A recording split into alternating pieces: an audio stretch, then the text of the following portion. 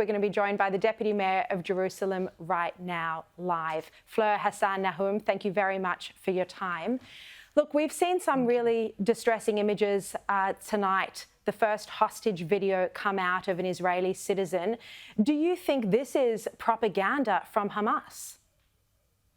Well, it's absolutely propaganda from Hamas because we have reports that they're treating the hostages in the most inhumane way, which is not surprising considering the massacre that went on, the torture that went on for hours. We have a girl there who's 13-year-old. She's autistic. She was on the Special Olympics judo team. What's happening with her? My friend has a son who's kidnapped. We know they shot off his arm. We don't know if he's received medical attention. He's there. We don't know if he's alive or dead. We have absolutely no connection. Not the Red Cross have been allowed to visit, not the UN. This is inhumane. They want to talk about war crimes. These are war crimes. There's 199 hostages that have to return home before anybody starts talking about the displacement of people in Gaza. Please save our innocent children and elderly that are there. Do you get the sense that the international community, that the UN agencies are starting to turn against Israel already and don't even seem to think that Israel has the right to defend itself? Well, we're beginning to see that change. The first few days, we got a lot of sympathy in the media, in the press, even in social media. And now I can see the tide beginning to turn, which is ridiculous because the reason people are being displaced in Gaza is because we're warning them. We don't want them to be in harm's way. We are protecting the Gazan civilians. And Hamas, their own elected government, is saying to them, don't move.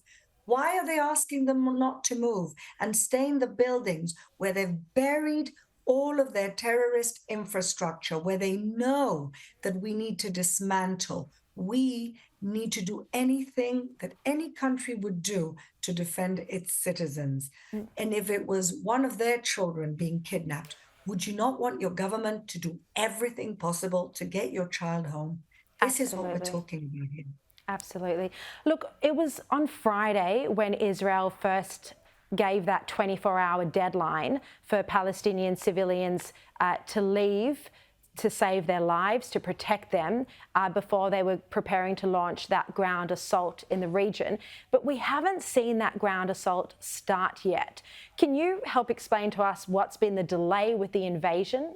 When is it going to happen? When are forces going to go into Gaza to try and bring home those hostages? Well, I'm not a military expert, but I can tell you what is being spoken about. And first of all, they want to do as much as they can from the air to limit any type of booby trap that may be waiting for our soldiers. Remember, our soldiers are 19-year-old boys, 20-year-old boys. They're also young.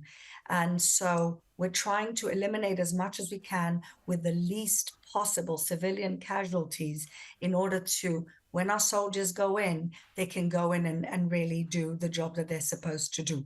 I think the other factor is that President Biden is coming tomorrow. And I think they're trying to wait to see if there's any other way that we can get our 199 innocent civilians. There's 5-month-old babies there. There's 3-month-old babies. It's absolutely unprecedented what's going on here and what we've suffered here. The whole country is in trauma. Because we're a small country, everybody's affected. We're going to funerals of friends, of children of friends. It's absolutely devastating what's going on right now. So what we really need is the world to understand that this is a battle of evil versus good. These people are bad. Who does that? Absolutely. This is a war between children, who decapitates children, who burns them alive. Who? These are the people that are governing the Gaza Strip. These people do not deserve that. And the Palestinians deserve better leaders than that. No, exactly. And look, a lot of our media here are calling it the Israel-Palestine conflict, and it's not. This is a war between the Hamas terrorists and Israel. Fleur Hassan-Nahoum, thank you so much for your time. I imagine it must be very difficult for you. You're the Deputy Mayor of Jerusalem, to show leadership when you would be feeling it so deeply and mourning, as you say. Thank you for joining us.